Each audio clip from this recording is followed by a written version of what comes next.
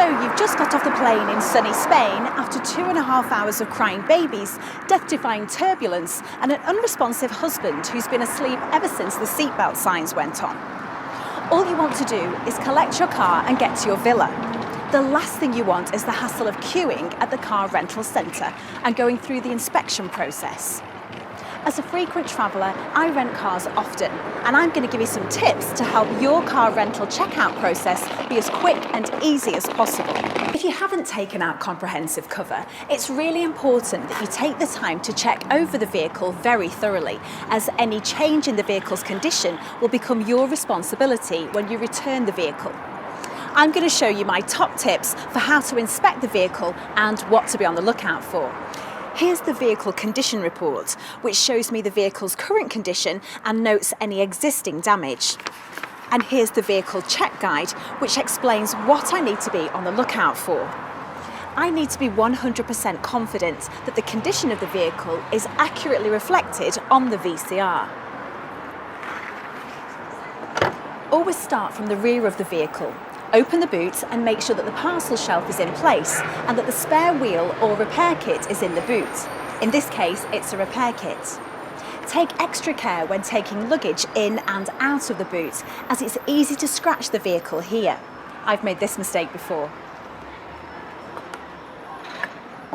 Now you want to bend down and look at the wheels and tyres. In almost every car I get, there's usually some damage to the alloy. Make sure that any damage is noted and take pictures for reference. The lower front bumper is also a hot spot for damage. If you look closely, you'll be able to see the damage.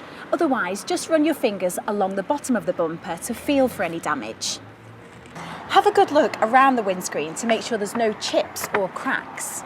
Dents are difficult to see, and the best way to spot them is by standing a few feet away from the vehicle and looking down the length of the vehicle like this, moving your head from side to side and up and down. A dent like this is hard to see, but the cost for repair can be pretty high. Scratches to cars are pretty common. I've scratched a car before by driving too close to a hedge. If you see any scratches, like this one, take your card and measure the scratch to see if it's bigger than 15 millimetres and if the paint is broken. You can tell if the paint is broken by running your fingernail over the scratch and see if it catches. If you do spot a scratch, dent or bump that's not already listed on the VCR, go back and find a rental agent to verify that it's new damage so they can be sure to mark it down. Take a few photos of the damage too, so that you have the evidence that the damage was already there before you took the car. Now I'm back to where I've started to show that I've checked the whole vehicle.